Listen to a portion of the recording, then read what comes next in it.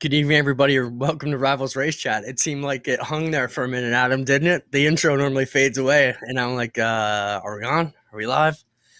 It reminds me of Shane Andrews talking about one of his first times they ever went live on Empire's network down there with the Dirt live shows, and they throw down to him, but he didn't get his cue, so he's just standing there smiling like this, and he's not hearing go, go, and they're on him. So for about 30 seconds, Shane Andrews just sitting there with a big grin on his face. So finally kicked it. Oh, I guess it's time to go. It's happened to us all. On the bright side, Shane has a lovely smile, so he can stand there smiling and look okay. But it's true, Clint. I know we obviously both of us have done live events, but the difference between an important live event where you've got to hit cues and a regular live event is there is no difference. So it's just really, really strange when you get to that last 30 seconds because you're like, okay, well, when does this special, like, you know what I mean? It's not like NASA where there's a countdown to launch, you know you're going to launch, but you get to this strange point where every freaking time, are we live? Is this thing on? It's just the natural reaction. Well, the other point to it is we do it so much that you take for granted, oh, it's just a regular night on the races. Well, we're still on live talking, but there isn't really that hard in or hard out time. You just pick up the mic and go when you want. And, you got the TV audience all watching their idiot box staring at you and what go, we're waiting. But speaking of TV, a couple of things have happened in our world, Adam, in the past couple of years. We've had the Friday Night Thunder crew around filming their documentary program. They call it documentary. I call it a TV show. It is going to be so awesome. I got to see a preview of it all, and I watched the entire season. It is absolutely amazing. It does a great job of focusing on, Oshweekend and a lot of the indigenous races, but it just gives a great light on the whole speedway. And Laura's almost here, so let's bring Laura in if we've got her, Spencer.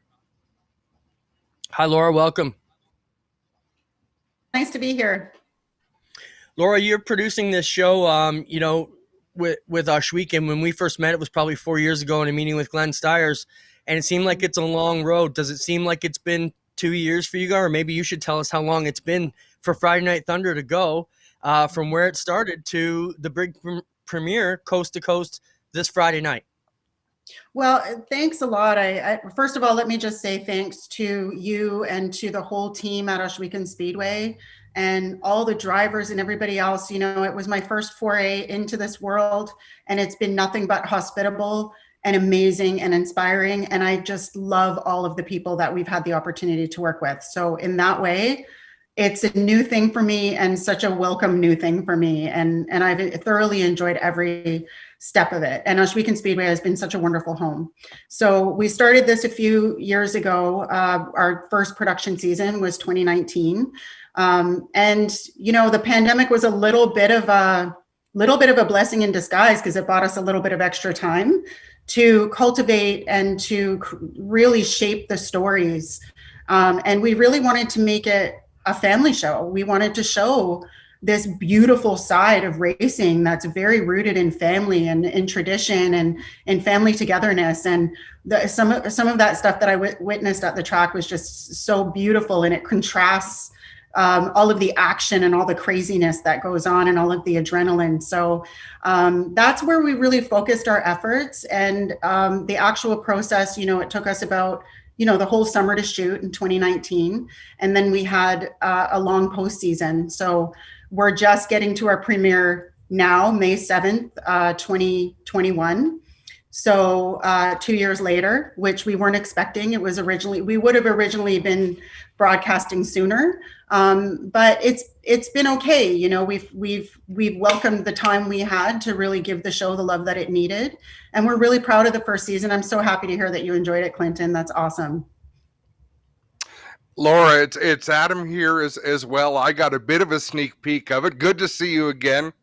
You too. I want to know because your crew was different. Your crew was unique. Like racing, it is a great big family that shows up on a Friday night. And I can't think of a group of people that has more superstitions or more unique likes and dislikes that would make it challenging for a film crew to go in. Did you encounter any of those weird superstitions where maybe you were standing in the wrong place and, oh, no one stands there with the cameras and the talent? There was a lot going on that wasn't racing, but you guys seem to go through it with great fluidity.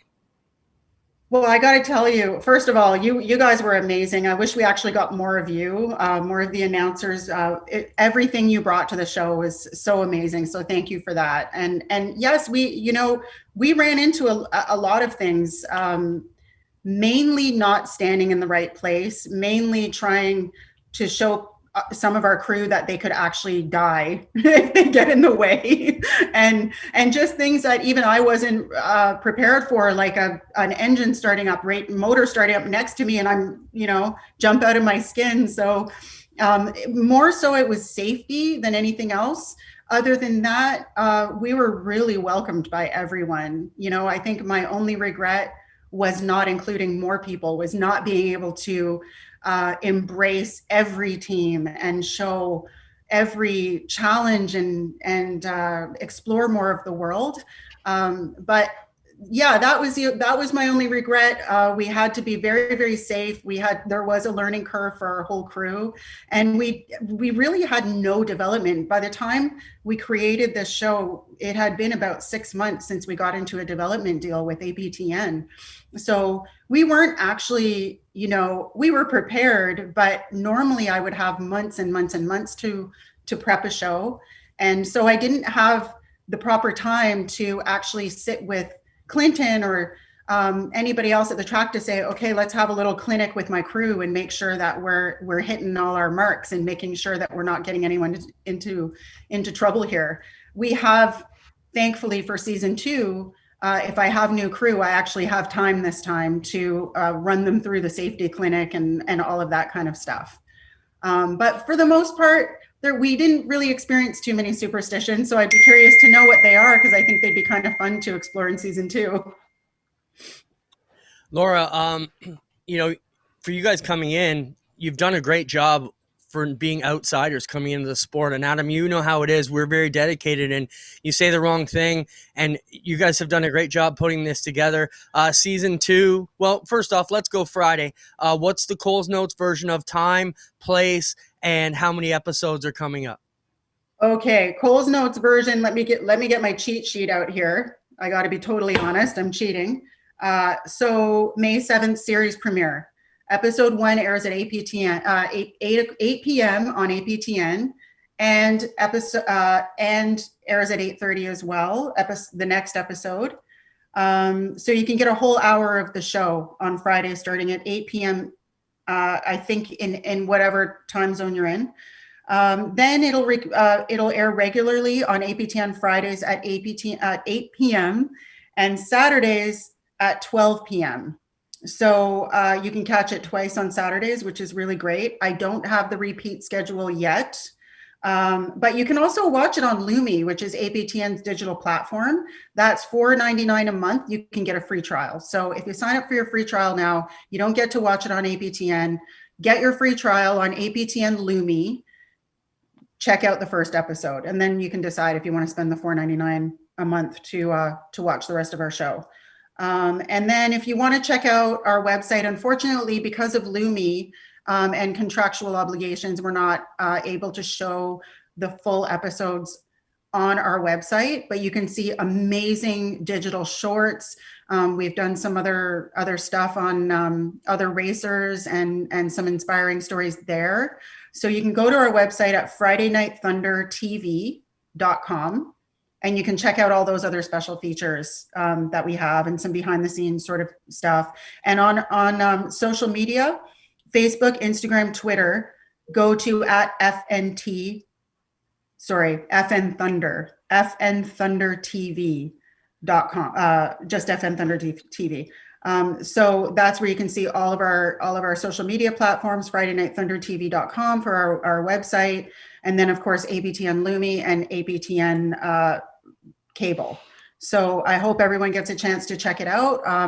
But visit our social media regularly, and we'll keep you up to date on all the broadcast times. I think it's going to do such amazing things for the sport, for racing. Like I said, I haven't watched all of the episodes, but I got a good sneak peek. And thank you so much for what you did. Oh, thank you. You know, I can't say enough good things about this community.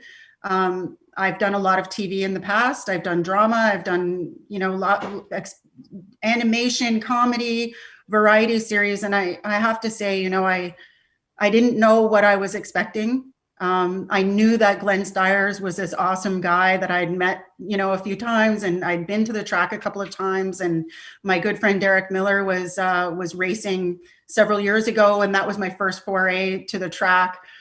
But this was different, you know, feeling part of this family, feeling part of this community, feeling part of this sport, and seeing the people involved and the togetherness. I mean, it really is a very, very special thing. And that was what I really wanted to harness in the first season. And I think in the second season, we want to explore that further. We want to show people how supportive this environment is, how exciting this environment is, what it brings to kids, you know, how it can inspire somebody to get out of their comfort zone. It's really an amazing place to be. And I hope this show encourages more participation in the sport, more support for the sport, and more inclusion in the sport, because I think that it could be a really great adventure, a really great experience, and a growing thing. And just to be out there and feel it, it's an amazing thing. So I hope people can come out and actually enjoy it once they see the show. And Clint, I know it's your turn, but I want to jump in and add one more thing that and I'm sure you did feel this. We've talked about it a little bit more recently than in previous weeks, but you got to come in onto Six Nations Reserve and film something that's focused on Indigenous people. My favorite part about the racetrack on a Friday night when you start thinking politics is you don't see it. You don't know who's Indigenous, who's Native. We might, as you announce where people are from, but there is absolutely no differentiating among the racing family who's from where. Someone's either your ally that night or they're not. If someone needs help, everyone's going to jump in and help. I hope that comes through. I didn't really watch the programs like with that kind of lens to see how it felt, but I hope you felt how strong the racing family is as a unit. I did 100%. I think it's almost like a whole platform for reconciliation. I think it's an amazing example of people working together, communities working together. Ohsweken Speedway is like this anomaly. It's this place that Glenn created that really does bridge cultures and bring people together. And I think the racing community is so loyal to racing that they'll come together no matter what, you know, no matter what's happening politically, no matter, there's friendship there, there's brotherhood and sisterhood and family and all of these other beautiful things. So I think a lot of people can learn from that. And it's such a beautiful example of what our relations can actually look like, you know, if our intentions and our heart is in the right place. Well said, Laura. I know what you're doing and what we're doing at Ohsweken is bringing cultures together.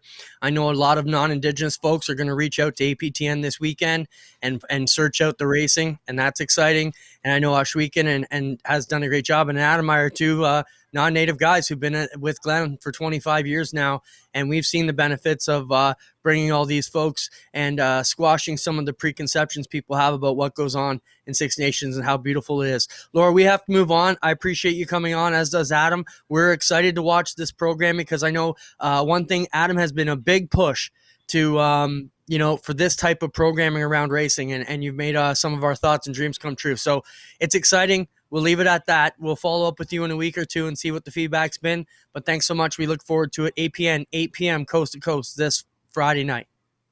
Miigwech to Adam, miigwech to Clinton, miigwech to the whole racing community in Ontario. Thank you so much. And thanks to Ohsweken Speedway and Glenn. Have a great night, guys. Thanks, Laura. You know, when I talked to Laura earlier today, she goes, I can't do that. I think she did pretty good. I said, it's just She said, is it a Zoom meeting or a broadcast? I said, well, it's a Zoom meeting that we broadcast. Little of this, little of that. I almost feel bad. I almost feel bad for speaking politically a couple of times in the last few weeks, Clinton, but I'm really proud of and she said it perfectly, of what Glenn has done and what Glenn has brought in there. And like you say, he welcomed us in more than 20 years ago, and there was never any conversation. The only conversation is over the years, over that entire span of time. Um, we're a racetrack. We're here to do what we do. We're not here to talk politics, act politics. Just come on out and have a good time. Yeah, we all love each other when we're going in circles, right? But it's funny. I had a talk with I don't know who I was talking to. There was Kevin Lovey's the other day. And I said, you probably heard me say this a few times over 20 years.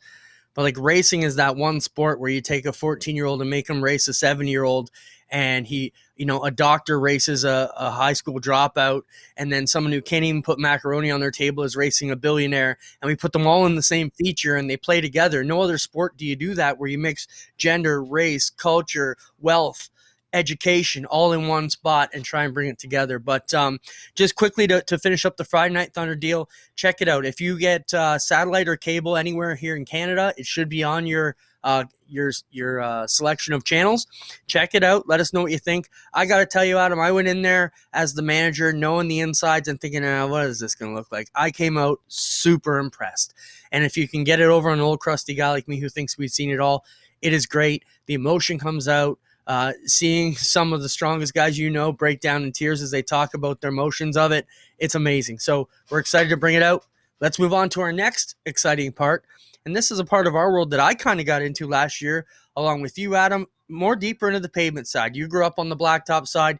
The AP Series sucked us right in big time with G-Force, and we fell in love with the product they put out there, the class of cars, and the teams that come to race there.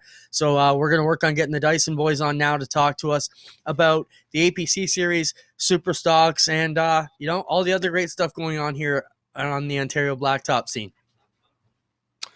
Yeah. Welcome. I can see Jamie up on the screen there, so we'll welcome Jamie onto the show. And what I always loved about Jamie and Ryan Dyson is, Clinton, they're like us. They just love the sport. They want to be around it. And then all of a sudden, Ryan turns out to be a race car driver running the super stock. So, Jamie, what are you guys first? Are you racers? Are you race officials? Are you race fans? What categories do you plop yourself in, or all of the above? I think all of the above. I mean, we started out as diehard race fans at Delaware as we were kids. I mean, it's actually a pretty crazy story. Our parents had their first date at Delaware Speedway, and I guess we took the love from there. Every Friday night, we were out at Delaware with either our dad or our uncle or whoever in the family that we could convince to take us out there. It didn't matter what was running. So up until since the start of the APC Series, a couple years before that, actually, we got into working at Delaware. John Houghton from Delaware Speedway actually got Ryan in there working a little bit, and then it kind of progressed, and they needed some help. So I jumped in there, helped him out a little bit, and then turned out that Luke approached John Houghton, actually needed some help with the APC Series. John didn't have quite the time, so we jumped in with the series, getting in there, getting more and more involved, and yeah, so we've been with the series since the start of it. And then a couple years ago, 3 years ago now, we decided to have a crazy idea to build a bone stock. I don't know what we were thinking there, but now all of a sudden, bone stock, truck, super stock, here we are. Let's talk about how the APC Series has really taken off, Jamie. This series has blossomed into such a good thing here in Ontario. Car counts are up through the roof. Now we got coverage live on G-Force. It's helped pick things up a little bit. I think there's been so much other great stuff that has come because of the APC Series. And when you look at where we stand now, we've got a bit of a stutter last year that we got through. Now we got to figure out how to get through this year, and I think then we can continue the momentum that we need to keep moving it forward. Yeah, for sure. Going into pre-COVID, so last January, February, the APC Series had a ton of momentum. We were just in top gear, ready to go full force, and then we were bringing you guys on to do the full broadcasts and everything like that, ready to go. And then COVID kind of took us down a little bit, but I think with the product we were able to get together last year, working with you guys at G-Force, put on spectacular program live for the fans that can't make it. It's just a tremendous product. Ranked, was it first or second? I can't remember. It was first or second for top pro late model count among all late model series in North America. Speed 51 did that report. I mean, that's just top notch. You're not going to find another series with the car count that the APC series has. So fans want to see cars. We got the sponsorships to back it. And then you guys coming on to do the live broadcast just brings us up another notch. And it all works together. It all complements itself and each other. Ryan Dyson, welcome to the show, man. Hey guys, thanks for having me on tonight. So we were just talking about, we're just talking to Jamie, about what comes first, being a race fan, being a race official, or being a racer, or does one have to come before the other? You really threw a monkey into the wrench by going racing and by doing very well. So where do your priorities lie looking forward? I don't necessarily think anybody has to choose as long as you're involved in the sport. And I think everyone has the common goal of growing racing and growing racing in Ontario. So I don't necessarily think anyone has to wear one certain hat. We're very fortunate to be involved in the world of motorsports in Ontario in several different ways that Jamie was talking about. And I'm very privileged to do that. And I'm very honored to have the all the situations that we found ourselves in over the last handful of years, and I think we're going to continue to run with it. So I don't necessarily think putting one specific hat on would be fair. Not a lot of racers go from the officials tower to the driver's seat. It seems to happen the other way around, where a lot of former racers become officials or tech people. How does it change the way you approach a race when you've spent so many years in the tower trying to get all the animals in the zoo to behave? Now you're one of the animals in the zoo. Does it affect your mindset when you're racing? No, I'm not sure I've ever had that moment where I've thought that during a race or anything. I mean, you certainly, I guess, get a little more appreciation for, if the race is going on a little longer, there's cautions or people won't get single file under the yellow or anything like that. I guess maybe you appreciate the officials' frustration sometimes a little bit, but I think you got to put a switch in your head. When you're driving the car, you're a race car driver, and when you're not driving the car, you're a fan or you're something like that. But no, I can't say I've ever had a situation where I've been in the car and I've thought about what the officials are thinking or anything, to be honest. It's just you put that switch in your head and you change mode and you do the best you can on the track. Let's talk about the super stocks, big news and kind of consolidation in the last little while, right? They've all come together. It's got a lot of direction now, being partnered up with the APC series and being brought along on that. That means they're going to be featured on G-Force too. So there's a lot of positives going forward. And then Quick steps up, and Frank, he's an excited race fan type guy, and he wants to do everything he can. So for Quick to get behind it, I mean, maybe Jamie, this is a one for you to touch upon from the media side. How important or how cool is it to have a guy like Frank jump on board and Luke get behind the super stocks and really bring it in as kind of the official support series of the APC series, if we can say that unofficially? Yeah, I mean, as we were talking about before, I think this is just the next step into making the United Racing Series as a whole even more top-notch than it already is. We have the APC Series, which is second to none, and now we're just going to make it a whole event by bringing in the super stocks. And then Frank and Quick stepping up. I think that's going to be a big thing for the series, to have a company behind it, a sponsor behind it that is going to help support that series. I don't have information yet on what payouts or anything like that's going to look like yet, but I think just having a company like that, and we've all seen Frank and Quick around the province, just backing so many racers and helping support a passion of his. He loves racing and just as much as us and just as much as the next racer. So I think seeing Quick jumping on there and getting the super stocks some support is a benefit for the series, and a benefit for the United Racing Series as a whole. It's a benefit for the APC Series. We saw he sponsored the championship race last season. So yeah, it's a great benefit. And like I said, it's just bringing the whole United Racing Series as a whole up the ladder and up the ladder of professional racing series that you see across the country and across North America, even the world. It's right up there with any of them. And then, just getting the super stocks in line and getting a united rules package across the province, I think, is a benefit. That's something we've seen on dirt for a few years, and we've seen the car counts in those divisions rise like crazy. And we saw what it did to the late model series, getting the car count through the roof. So I think getting a super stock package united throughout the province is just something that's going to benefit everybody, because we know we have one car that can race at any track at any given night, or it can race in the touring series. It's just a benefit for everybody. So Ryan, looking into 2021, and when did you buy your super stock? I think it was probably May or June of last year.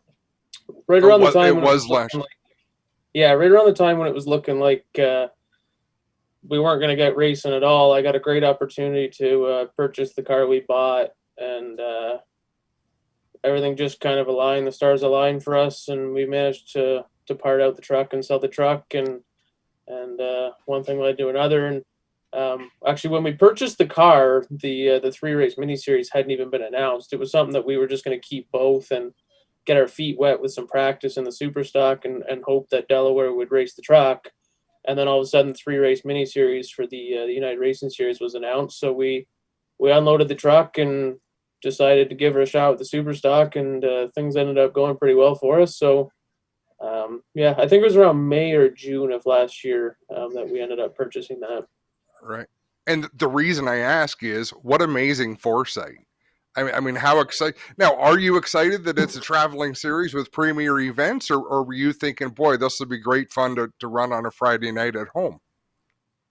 Both. Our plan for this year is to run, assuming things go back to normal. I think it was last week you were saying, Adam, about your announcing schedule. You were planning on going as if nothing was changing. That's the way we're approaching it. The car is 100% ready to go, just minus the setup. So we saw the postponement of the first race at sunset, but our plan was to get everything ready as if we were going racing the long weekend in May. But our plan is to run the 5 races with the APC, the Quick United Superstock Series.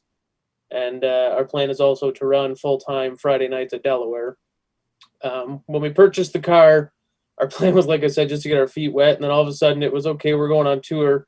And that was quite a bit of fun.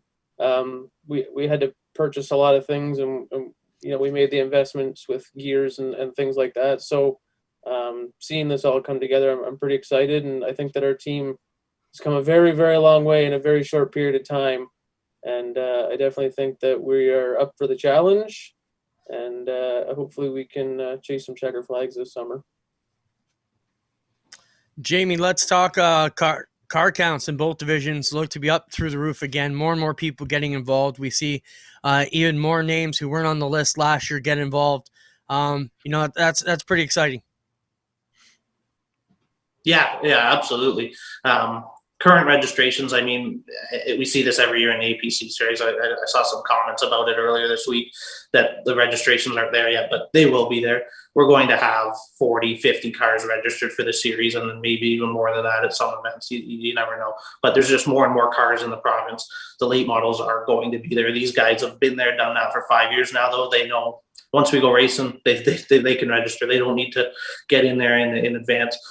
The super stock registrations, I think, have exceeded some of our expectations already. I can't remember the exact number, but there's around 20 cars registered already, which in a pandemic, when we don't know exactly when we're going racing, is a pretty large number. And I don't even know a number of how many are still out there that haven't registered. I wouldn't be surprised if once we get to our first event, which hopefully is June 5th at Flamborough, we will be seeing over 40 super stocks out there, which would be just amazing. It's amazing when you can put a last chance race on and get all these guys at the track. A Consi is the best. Clint, how many times have I said it? I don't care what race you go to, a Consi is the most fun event of the weekend for everybody except for those who were in it. Yeah, exactly. I mean, it's certainly the best excitement. As Jamie Maudsley likes to call it, the APC series announcer, the Hooligan 500. Yep, there's the Hooligan race, the last chance race, the Consi, the B main, oh man, what are some other names we've heard it called, Clint? There's a lot of nicknames for that race. Yeah. So guys, before we let you go, Jamie, do us a favor. We'll let Ryan pump up your socials and let us know where to find you. But if you don't mind, give us a couple of names of super stock drivers that you've heard have pieces being put together that's going to raise people's eyebrows a little bit and think, man, I'm going to want to watch this. Well, I don't know who I should and who I shouldn't say. I mean, first off, the car you got to watch is the number 28. Yeah. Well done. I mean, some of the cars that we've seen register already that I think have raised some eyebrows. Jason Parker, coming from the APC series to a super stock. Sean Chenoweth, he's building another super stock, which we've seen what he can do in that division. There's a couple other guys out there. I don't know what I'm allowed and what I'm not allowed to say, but another one too, John Monahan, former Delaware guy. I think that kind of raised some people's eyebrows when people saw him register. So there's definitely some eyebrow-raising names out there, and I think there's more to come. I know of a couple offhand, but I don't know what I am and not allowed to say. Oh, that's fair. That's fair. Very respectable of you. Jamie, if I can jump in here, what is the rule with a guy like Chenoweth? Is he able to register and run both races on the same day? As far as I know, I believe he can. I don't want to say yes or no for sure because I don't know. I don't think we've actually brought that up in the rules yet, but I don't see why not. But we'll have to wait for confirmation on that one. You don't even want to watch Clinton and I have that fight. We had that fight in private a couple of months ago and said we may not be able to put it on the show because it gets people pretty wound up on the dirt side because we compare crate sprints to 360 sprints. The crate sprint is considered the stepping stone. My opinion, a super stock is not a stepping stone. It's a division for someone who has chosen not to spend quite as much money as you would on a late model. Wait a minute. Time out, guys. Time out. How in the hell is a super stock not a stepping stone to a late model? They're freaking identical practically. Okay, we're gonna have this fight. You don't have to get into a again. super stock to run a late model. See, this is why you don't have to get into a crate to race the 360 either, you dumbass. Yeah, but there's all sorts of people. Oh, you can't run both. Don't let them run both. Let them run everything. Run a mini stock and then run a sprint car. To break down our argument a bit more, this is like the debate in NASCAR, the Xfinity versus Cup. It is. It's similar though. They're both. Traditionally on dirt, you're only ever allowed to run one division unless it was a special tour coming in and you participate in that tour, and then you might get a pass to run two cars on one night. But we have a lot of young racers, like the super stock to the APC series. Our crates to our 360s is the same deal. You got a lot of young kids who have crates that want to test the waters of the 360, but then do you want your 360 veterans going back and whipping up? Like, imagine if Joe Lawrence, Pete Shepard, and Brandon Watson all decided to buy super stocks and come back. Is that fair to most of the super stock guys? You know, they've got more knowledge, more budget, all those things. So it's the same debate. Let's make them a special trophy. They should get a trophy just for showing up. I'm there to beat everybody. If you're part of everybody, so be it. I want to beat you. So for people, you tell me, is it a bigger deal for John Hunter Nemechek when he beats Kyle Busch than if Kyle Busch isn't in the race and John Hunter Nemechek wins? No, it is a big deal to beat the best. So when you make rules that don't allow the best to come and race, I don't know, it seems... The only time I liked it was with Sportsman at Syracuse when there was like 80 cars, but even then, let them all race. We'll have this fight. I think John Hunter likes it a little bit too because Kyle signs his paychecks. Yeah, fair enough. Okay, before we let you go, Ryan, let everyone know where they can find you on social media, and we got to get that out of the way so you can do some self promotion, because you've got a shuffling of sponsors for 2021. Yeah, a lot of our partners are returning for this year. We have a new primary partner this year, Douglas Window and Door Inc. Has stepped up massive for us, and they're a large part of our team now, and one of the main reasons that we're able to run on the tour this year. I know that they were absolutely thrilled last year with the product, the broadcast, and everything, and they felt that that was a great product for them to be able to display their brand and everything. And I mean, it helps when we're able to run up front. One of the races at Jukasa, they were pretty happy with that. So Douglas Window and Door Inc. is a big major partner of ours this year. Of course, we have APC Auto Parts Centers back on the car. A little bit of a reshuffling there. We're putting APC down the side of the car. Docksair Property Maintenance is a new sponsor for us this year. Front to Back Motors is another new partner for us. Epic Racewear has been with us since the start. Elgin Chrysler Dodge Jeep Ram is another new partner of ours for this year.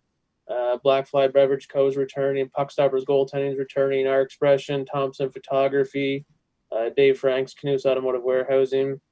So we got a long list of partners, and I'm very thankful for each and every one of them.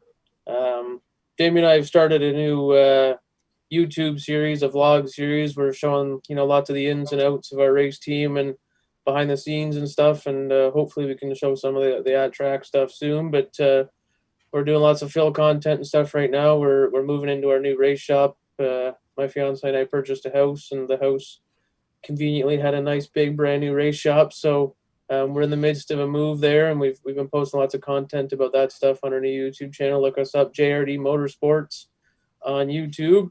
We've also just added an Instagram account, JRD Motorsports. And then, of course, we're on Facebook and Twitter. And people can find us at jrdmotorsports.ca. And they can find all of our sponsors, up-to-date information, all of our social media outlets, lots of great pictures, and our schedule and everything all on there. So, yeah, hopefully we can have a great year this summer. And like Jamie said, hopefully in June we can get racing once things look like they can open back up, and we can get the Douglas Window and Door Inc. APC Auto Parts Centers number 28 one spot higher than we finished our year off in 2020 at Jukasa.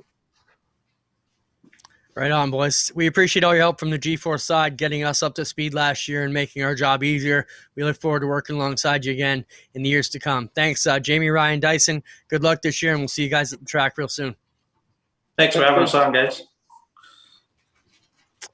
So, Adam, apparently I'm getting my ass kicked in the comments about See, super stocks are the thing is, I get it, but what I'm saying is same type of car, same track, same drivers.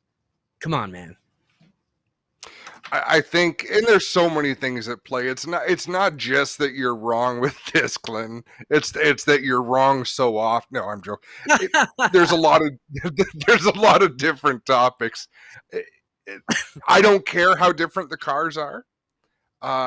Personally, the reason that promoters wouldn't allow people to run multiple divisions was not to be fair to the lower divisions. It was because normally drivers only paid once to get in, and promoters didn't want to pay them twice to perform. I definitely want to continue this argument, but our next guest actually pulled off the interstate to pull over and talk Yeah, to us. So we'll bring him in now. We'll welcome Sam Haferteep Jr. to the show. We have a bit of connection with Sam through Oshweekend. He's been there many times, won many races there. And, of course, his connection to Hills Racing, Daryl Turford, and a lot of the other guys we know. I reached out to Daryl today and said, hey, can we get Sam on? He said, yes. Sam, can you hear us? And welcome to the program. Yes, sir. I'm glad to be on. Where are you at Sam, today? We're up in Gibsonburg, Ohio. We're just getting a little work done at Bieber's Chassis today. You've had quite a few weeks, Sam. I don't know, do we want to talk about All-Star Circuit of Champions and winning races there, or the high speeds at Bristol where you were pretty damn good as well? Where do you want to start, and how exciting is it to get your season off to such a great start?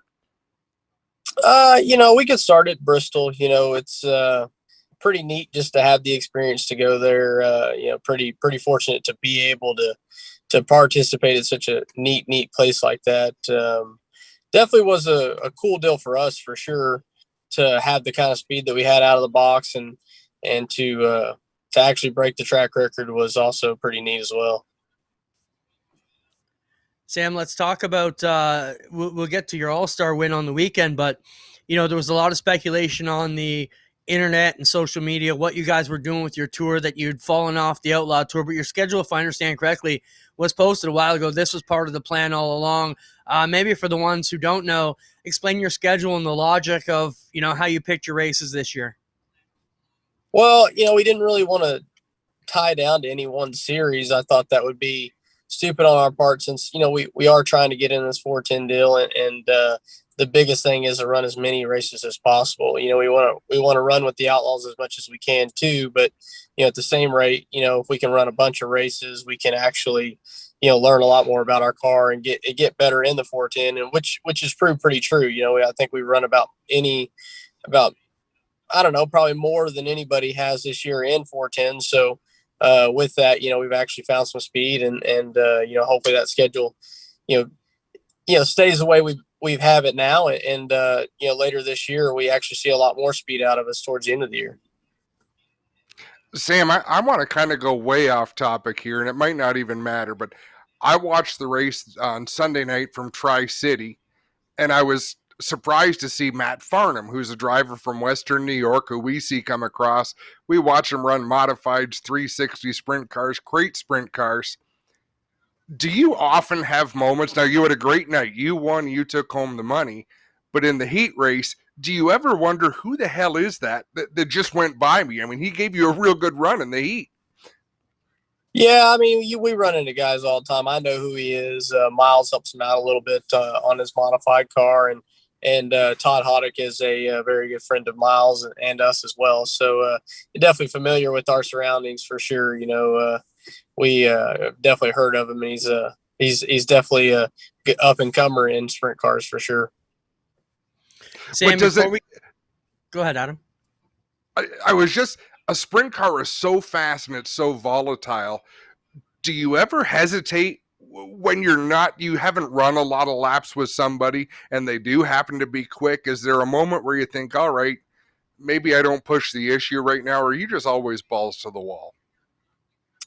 No, like in that situation in the heat race, I think we had a couple opportunities to get by them, but knowing how their system works, knowing that we would be locked in the dash, you just don't make any stupid mistakes, especially if you're unfamiliar with a guy like him, not racing with him very much. Sam, you've been very dominant in the 360s the last 5 years out on the national tour, 5 championships. Let's talk about the jump to 410s. What's been the hardest part? You've dabbled in the past, but to make that full commitment to leave your success behind and try something that is a lot more tough. Talk about what's been the toughest transition. I would think it starts almost everywhere, just when you're dominant doing something and you take on something else, you stay locked into what you have been doing for so long that it really takes you a long time to get past some of those things that you have been doing. A lot of that stuff doesn't work in the 410s. Setup of the car is way different. Obviously the speed's a little different as well. And then driving the race car, when you're in a dominant race car night in and night out, you can run 80% a lot of nights, with the Outlaws and guys like that. You got to be 100% every time you hit the racetrack. And I think, since our car isn't where we want it to be, that's probably the biggest change, when you get used to winning so much and dominating so much that, you can drive a smart race and do things like that. It changes the way you approach any race night. So, I think mainly just the stuff on the race car with the tires being a lot different, the way these cars handle versus a 360, being that the tires are as different as they are. I mean, it definitely changes your driving style. There's a lot of things that happen. So, if we were just to also ran in the 360s and moved up to 410s with, no prior knowledge, I think we'd approach it, way differently than we are now, knowing that we had a lot of homework to do and we don't want to settle for not winning. So it's been definitely a challenge, but I'm glad to get a win as fast as we did. And hopefully we can keep building on that and continue to get better. What is the long-term goal, Sam? I don't know if you and Miles have talked about it or if you have your own plan for the next few years, but is it to run with the Outlaws, or is it just to remain a true outlaw and pick and choose the races you run anywhere? We'll remain a true outlaw until we get to the point where, you know, we're satisfied with our speed and we know that we can go in and compete night in and night out, you know, and not just be top 10. You know, you've got to have a chance to be in that battle. You've got to be a top 5 car every night. And, you know, with guys like Brad Sweet, as fast as he is right now, that's a tall task to tame for sure. Sam, one of the questions come in from Phil Nels, and then I'm going to bring us back at him, and I'm going to take him into a conversation I know you want to talk about. Phil Nels, one of our viewers, asks, is there a physical demand difference between the 410 and the 360, Sam? You know, you know, kind of explained that earlier. You know, I think it's more, the demand is more based on, you know, how good your race car is. You know, if you got a good handling race car, you know, some nights you don't have to go all out to beat everybody, you know, and then some nights if you still win a race with a car that's 80%, you know, if you keep it 100%, you don't make any mistakes, you know, but if your car's 100, you know, maybe you can go 80 some nights. And a lot of nights in the 360, that's what we had. We had a really good race car, you know, really good package all the time, and a lot of comfortability in myself knowing what I had. You know, in the 410, you know, it's a new challenge, new tires, new situation. And, you know, and I'll admit, you know, we're running a lot harder with the 410 stuff just because we have to. Our car's, you know, not where it needs to be every night. You know, some nights it's pretty good to start and then we don't finish so good. So, yeah, I just see you're running harder consistently throughout the race, and maybe that's what makes it more physically challenging for me. Sam, we're going to put you on the spot. Our Burger Barn video of the week this week is coming up a little bit later, but we got some other videos that came in this week. For our viewers, we're just going to roll them quick. I don't know if you're going to be able to see them on your end. Spencer, maybe you can let us know if you can see them or not, but roll these 2 clips. This is the scrap in the pits between Reutzel and Wayne Johnson. And this is apparently coming back from the driver's meeting. This is actually the second part of the video, Spencer. If you got the other one where he throws the bike at him. Sam, I don't want you to pick sides. We don't want you to get involved because we know you know both these guys. So this is where it comes back. And Wayne Johnson kind of takes a poke at him there on the bicycle. Then Aaron throws the bike at him. And then it goes into the other video. And they have a good old outlaw cowboy scrap there right in the pits, which we're picking up from this angle now. Hey, double camera work even, the guys in the pit box. Obviously, you've seen this a bunch, Sam, but, you know, Adam and I talked a lot about, you know, the tour doesn't love that type of stuff, you know, but sometimes it's better to take it out. And Adam, I'll throw it over to you because I set it up. Anything you want to lead into, Sam, because you definitely wanted to have this discussion. Let's lay it out simply. Sam, is there a time and a place where you should take matter into your hands and not your car and throw fists at the races? Well, you know, I never think anybody should do it with a race car. I think that's pretty childish. And, you know, we're out here racing for lots of money, and there's lots of owners that put a lot of money on the line. You know, and I think, honestly, you know, Wayne probably would have never approached the situation the way he did, except, you know, I guess, you know, Reitzel, you know, like I say, the night Wayne had crashed and Reitzel ran into him. And then, you know, if Reitzel would have never went over and said anything, I don't think anything would have happened out of this. But, you know, Reitzel rubs a lot of guys wrong sometimes. And then I guess, you know, sometimes, you know, guys are done messing with it. And that's, you know, that could be the result. You know, luckily, you know, for Wayne, you know, they're in a situation where they're at the track and he could get his point across to him.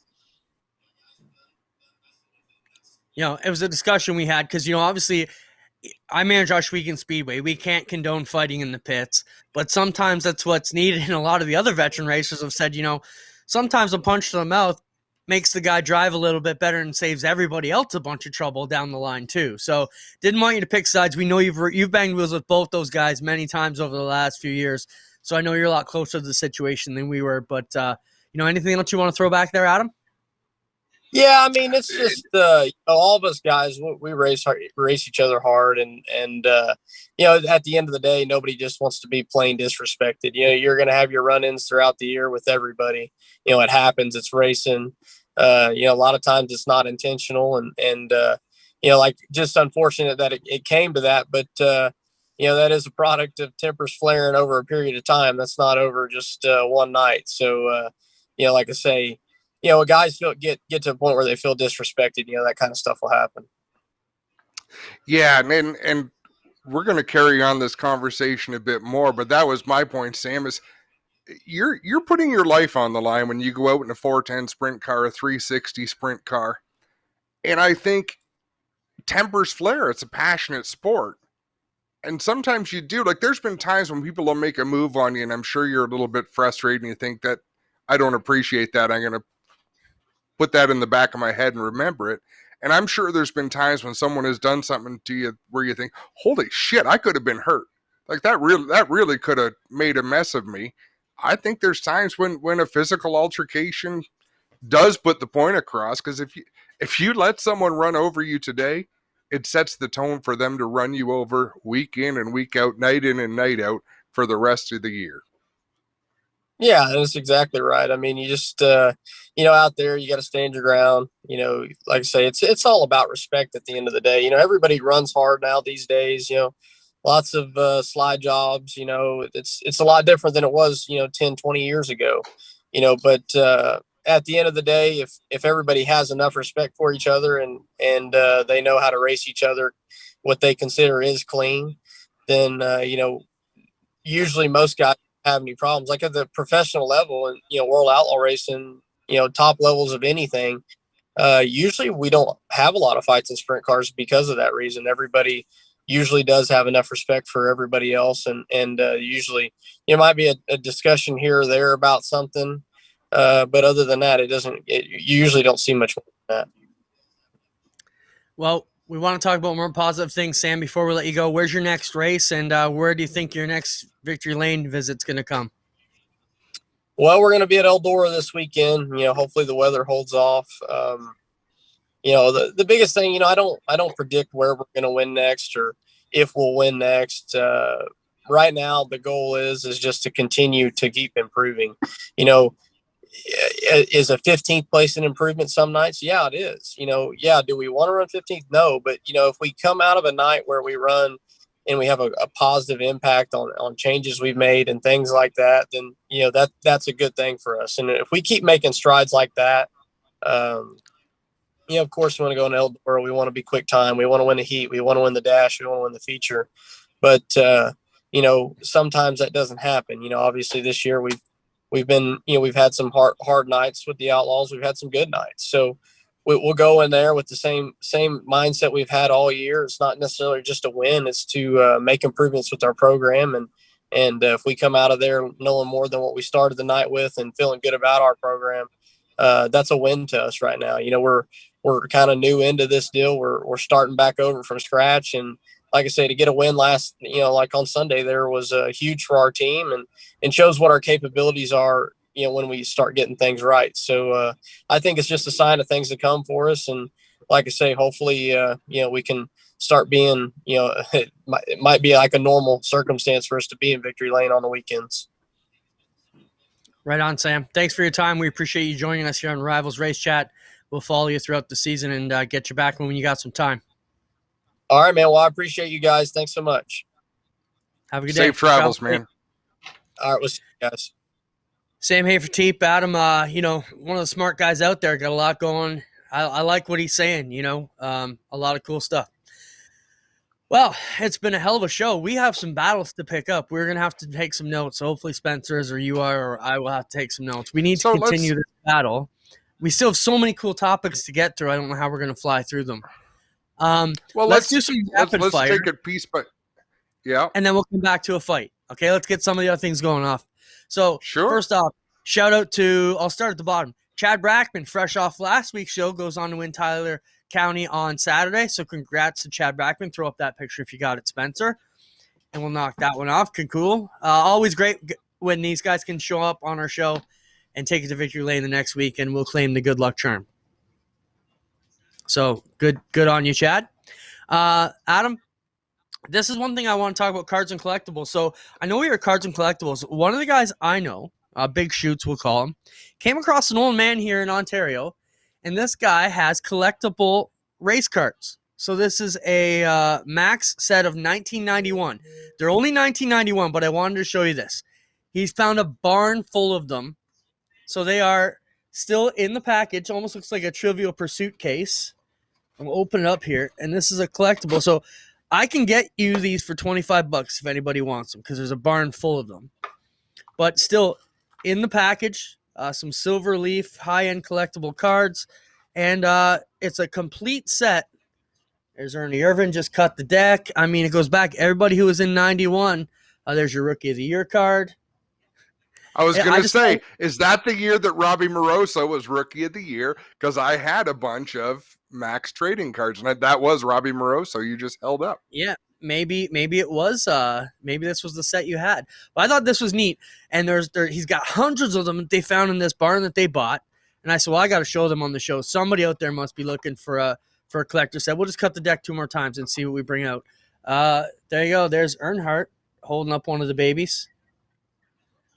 From race number 4 was the winner, I guess. And we'll cut it one more time and see. There's a old Darrell Waltrip collectible, but these are crisp, brand new. I should probably even be touching them. And this is like the silver pack of like mirrored cards. Anyways, yeah. Reach out to me if you're interested. I just thought it was neat that they couldn't believe they come across this whole collection of these cards from 1 year and they didn't know what to do with them. I figured, we'll show them off. Southern Ontario Motor Speedway coming together. We'll show those pictures. Blake sent us some pictures this week, said they got all the metal for the steel. Those are the basically the tower they're going to start building there. They're pushing all the dirt back up on the outside of the wall and getting the landscaping done. They've got all the metal in, and they've started to weld the bleachers together. And it's just neat, Adam, to see this track and Southern Ontario Motor Speedway come together. There they are unloading all the seat decking. And just cool. So we told Blake, keep the pictures coming. We'll keep cheering you on from the sidelines, and it's good to see them getting that place back together. We weren't sure it was ever going to reopen, and now it looks like it may reopen before the rest of the track. I know, yeah. It's funny, and we were talking about a year ago, like we said, even with all the resources you could possibly have, I don't know if they can get it back together. But they've done it. It's beautiful. Yeah, it's a tall order. Yep. Let's look at our Burger Barn video of the week. This was good. Takes us back to Sprint Car World again. At one of the races down in Jacksonville, they have a contest where Johnny Gibson gives your best Johnny Gibson call. And this young boy gave it his best call. Adam, this was so good. You and I always love to see the young kids on the microphone. Roll it, Spencer. This is our Burger Barn video of the week. Jacksonville. From Jacksonville, another hometown competitor. Let's see what he can do. We're going to give him the microphone and tell him to take his best shot.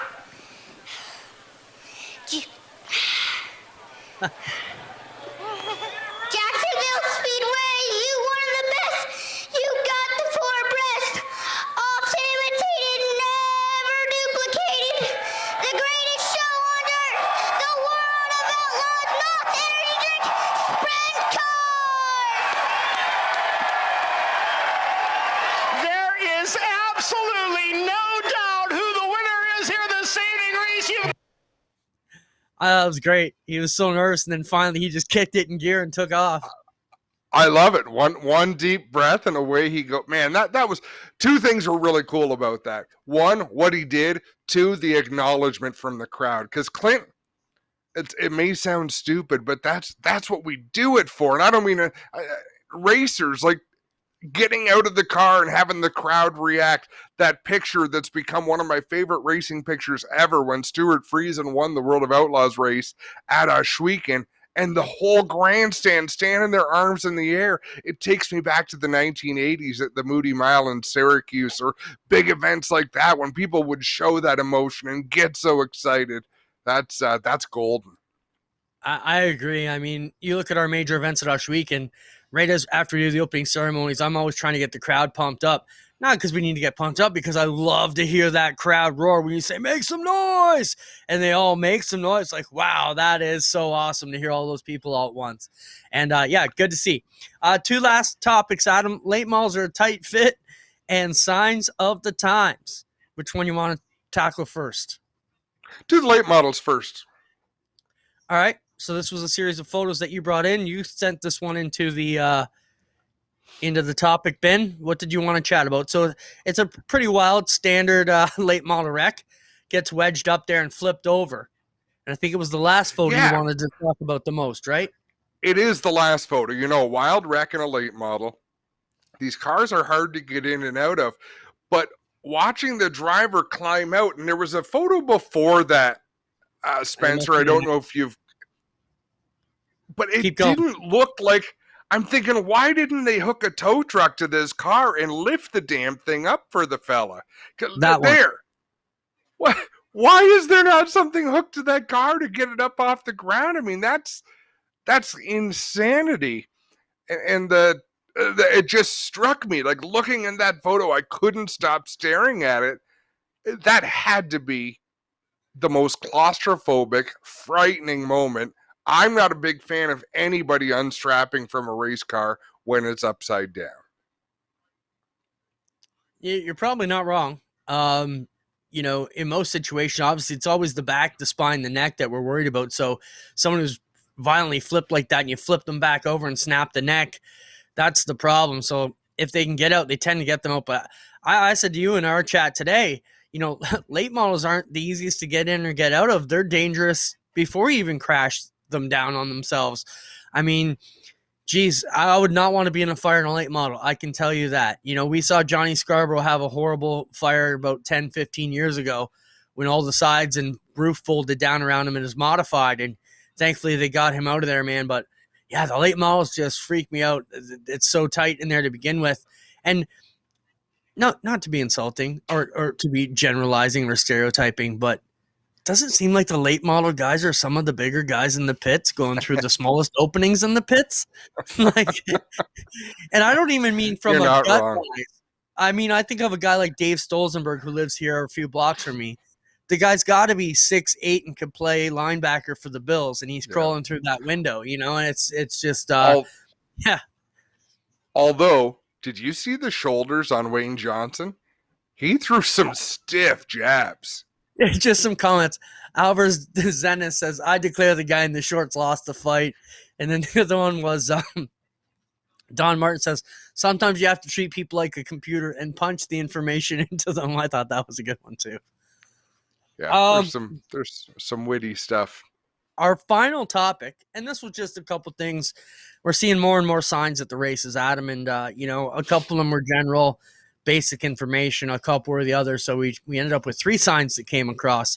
So almost Spencer. So this was the first one, Adam, that you sent in from Lewiston, Idaho. And we'll just read it off here. Attention, you're entering a privately owned recreational complex where you will likely encounter loud noises, fast vehicles, flying dirt, and the smell of race fuel. You may also witness patriotism, the American flag, prayer, engaged families, and people having fun. If you're offended or triggered by any of this, please turn around and go home. Thank you. I thought it was cool. EC Motorsport Park. Love that. This is just general that we just shared in, you know, reminding what you can and can't do. I thought this was good because we need to get this up at Oshweekend. They're allowing you to bring in kid food and some bottled water in your cooler, but no popper water. The next one was the good one, Spencer. Warning, enter the track at your own risk. And these are some of the other signs you're going to start to see. Tracks assume no responsibility for the spread of infectious diseases. And these are signs that you will start to see at local speedways as we try to get them reopened here. I think in Ontario, I saved that sign because I sent it right off to our sign guy for Oshweekend and said, get ready to do a design like this. We're going to need some of this stuff up there. So just keep your eyes open. Pay attention to the warning signs at the racetracks. And those were some signs of the times. Anything else you want to talk about?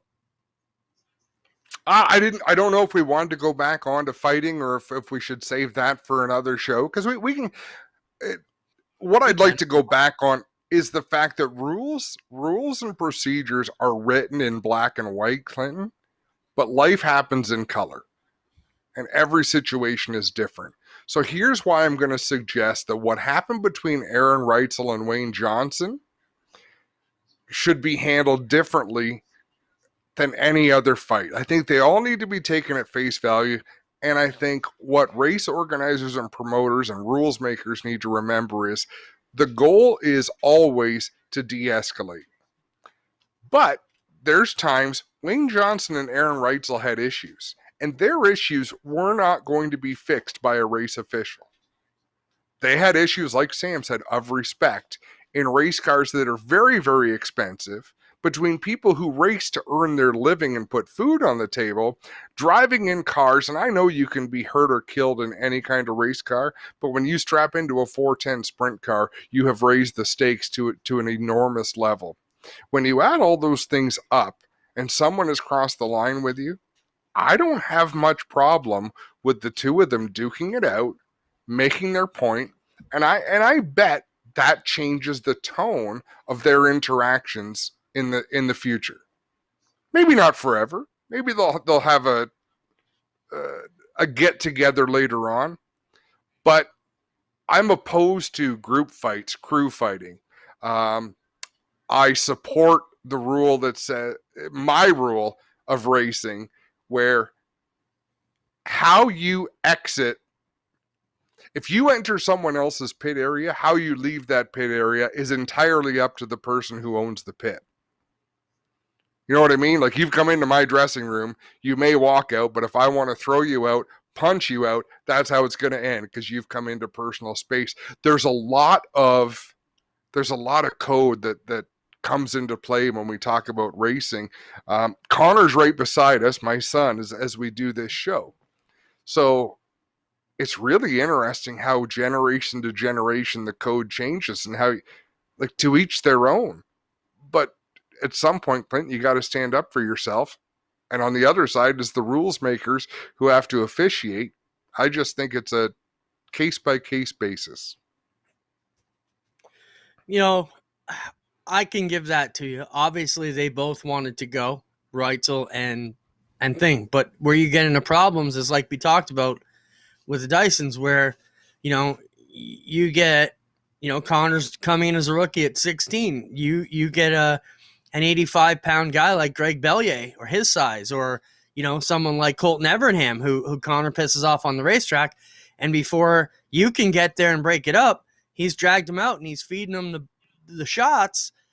Your tone's going to take a different tone when it comes to being, whether fighting's okay. And I realize you're saying case by case basis, but you can't govern anything and be, how can I put it, judgmental and a judgment by judgment case. You try to be, but black and white is a lot safer from the rules maker side of things. So you punch somebody in the face, you've got to sit out, or you got to deal, because for every fight that they both want to go, like we think we saw there. I mean, I will take it back further and say Aaron Reitzel probably didn't want to fight. If you look at the beginning of that first one, now if you see the first video that we saw, which was the second one we showed today, where they're on one angle, they're already in the middle of the fight. It looks like they both want to go. But you look how Wayne Johnson basically drives up, cuts him off, throws a poke at him when he's on his bike. Reitzel had to make a move there.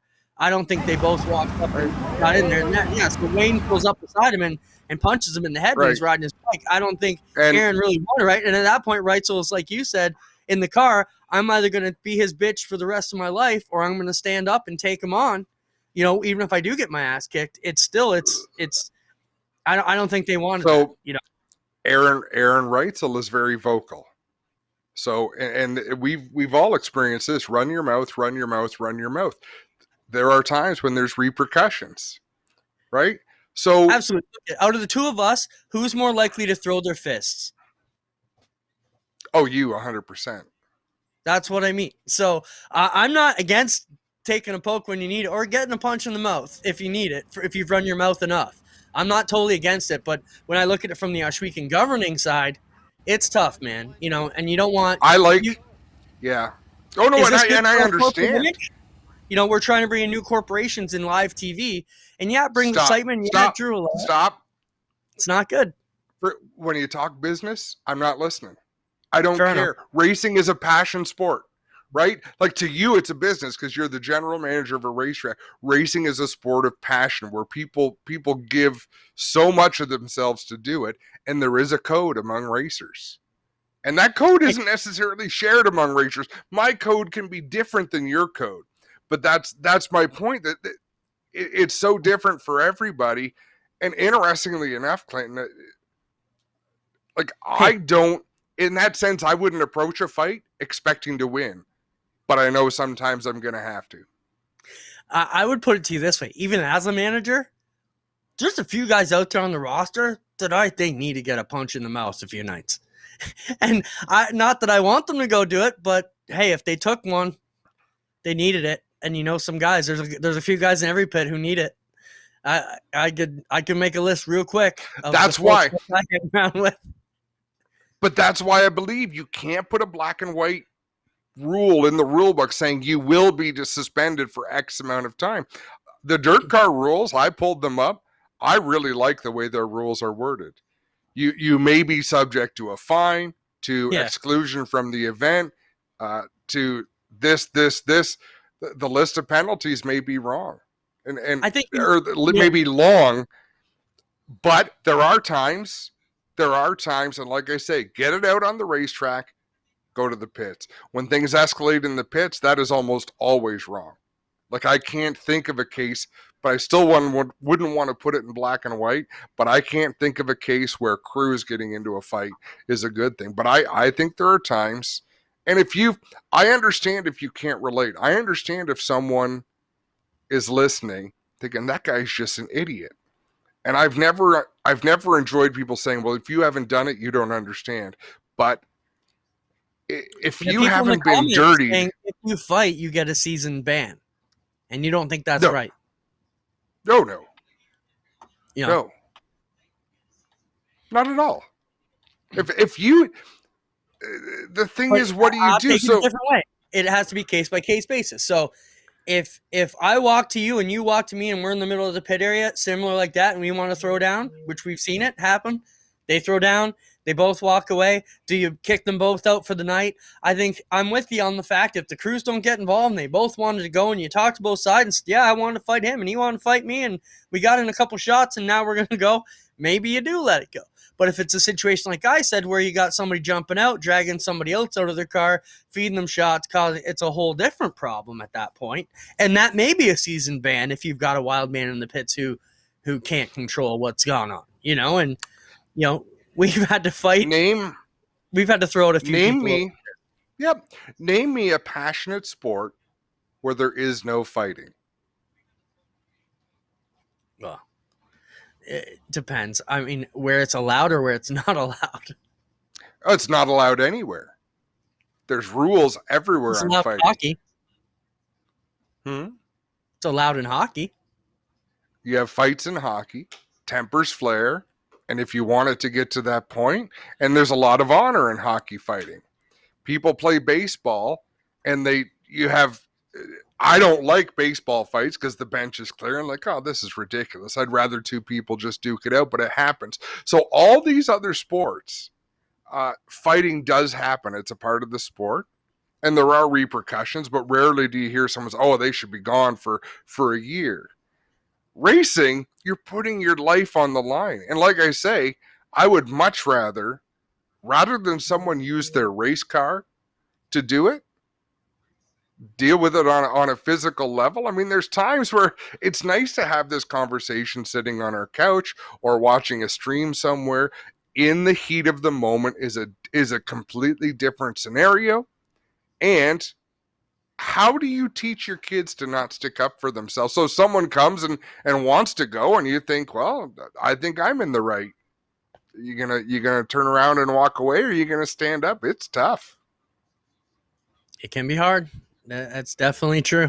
You know, I think there's a lot of ways you got to govern it. You certainly don't want to have any violence anywhere, but sometimes it happens. You know. Some good comments came in tonight. We appreciate everybody for talking along with us. You know, so many ways it could go. I'm not saying I'm right, but I am saying that to make it black and white is wrong. I'll give you that. And one of these weeks, and maybe one of these weeks, I'll start a list and tell you when I think it'll be acceptable for Connor to stick up for himself. Because I've had those moments in racing, and people I've done that with have become great friends. I can remember being at the scales at Niagara Falls after racing indoors, and trust me, if you get hit racing in Niagara Falls on the concrete, you think you're about to die if things go a little bit bad. So right away, your adrenaline goes to 1,000,000. And I stood nose to nose with someone that would have dropped me flat on my ass. But I had something to say. It needed to be said. No punches were thrown. I wouldn't have cared if they were thrown, Clint. But you stand up for yourself at that point because that's what you feel is necessary. Because if it had happened again and you don't do anything the first time, well, expect it to happen again. Look at Spencer going back to the archives and pulling out the last summer Bowman and Todd Gordon. It's funny, he read my mind because I was going to go there as my final thought. Back to what you said, they both agreed they were in the wrong. They're both friends. They both agreed they lost their temper, but one is still facing $1,000 fine. And if Bowman was okay for Gordon to come back and says, hey, I shouldn't have taken this run at him. It wasn't his fault. Obviously, if you know Todd Gordon, he's going to take this shot back at him. So in the end, one is still facing the penalty of $1,000 fine that he can't race unless he pays. And the other one's back racing. And Mike's saying, let him off. We made up. Why is he still got to pay it? So it brings up the discussion. There's so many ways that you can govern it. Pretty wild. Another extended show, Adam. It's there were a few weeks there where we were trying to pull out an hour. Now we're trying to get off in an hour. So it's been good. It has been good. And folks, if you ever have a beef to settle and you're not able to do it at the racetrack the way you want, message us, call us. Well, are you going to settle up a fight? Yeah, we'll put them on the air. Say your piece. Oh, right? That's the truth. Yeah. Oh, yeah. No, we won't have any bare knuckle action on film. But come on the show if you got to say your piece, and that's how you feel that you want to settle things. Do it. But I do caution people that it's tough to say automatically this is what should go wrong. Like if Junior Hanley had gotten pissed off at Don Biederman one night and punched him, you're going to send him home for the rest of the year? You're going to tie both your hands behind your back when it comes to selling tickets? Come on, guys, get with the program. Get off your moral high ground. You used to be moral high ground. Now you're just a bum. Yeah, pretty much. It's fun hanging out in my gutter.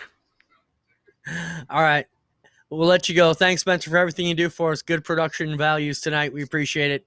Good guests. Good to see it. Don't forget APTN show coming up this Friday night. An hour of it. Back-to-back shows. It is very good. Make sure you check it out. It's going to get you excited about the racing season. And even if you're not an Arch Weekend fan, it just gives you that inside pull and drags you in. So thanks, everybody, for being with us. And we'll talk and one again. more. Go ahead. I've got to give a shout-out, Clinton, to Dirt Vision. So I'm in the living room tonight because the Super Dirt Car Series is racing at Bridgeport in New Jersey. This stream is the crispest, clearest. They've had some sound issues tonight, but the definition on the screen, they are really presenting this sport the way it should be presented. So shout out to the folks at Dirt Vision. Clinton, you and I have had this chat a little bit. I pay for this streaming because I like to see how other people do it and take ideas that I think we can tweak and work into our show. But they're doing a bang-up job here tonight. It looks fantastic. Our number one promo guy, Wesley Shaw, says he's got to go because the race is starting. But he did throw out one last parting shot. The pill draw sucks. You want to have that talk, don't you? We'll put that in next week. I think it's run its course. I prefer how the Outlaw Sprint cars do it. That's my opinion. Man, even Pit Road is lit up. Oh, Clinton, you got to watch this. You're saying it's a great. Add an extra dash instead of the draw. Yeah, this looks almost as good as a GeForce TV stream. See, you just redeemed yourself with Spencer, and when you look at that made me lose my total train of thought there. Okay, get it back. Think about it because I've got one more thought to give. Kudos to Bridgeport for running a race on a Tuesday night and only having 2 divisions. They ran the Speedsters. Great job. The feature is 5 laps in and it's 9:20. I was going to say, people say it will add much more time to put that dash on. I say, as a guy, as the announcer who had to go down there and do that draw, by the time all these guys saunter up to the draw, we could have had these cars out, do 6 laps, be gone. There's nothing more boring in a broadcast than a redraw. And how many times in G-Force last summer they say, hey, do you want to do a redraw? And we're like, well, you guys do a redraw, but we do not need to show it. Just get it done. Let's go racing. Let's get it on. The Bridgeport Big Blocks are about to take the green. We'll let you go. Thanks for hanging out with us. Thanks, Spencer. Thanks to all our guests. Let us know who you want to have on the program, and we'll reach out to them and bring them on. Thanks so much. We'll see you again next week. Talk to you tomorrow, Adam.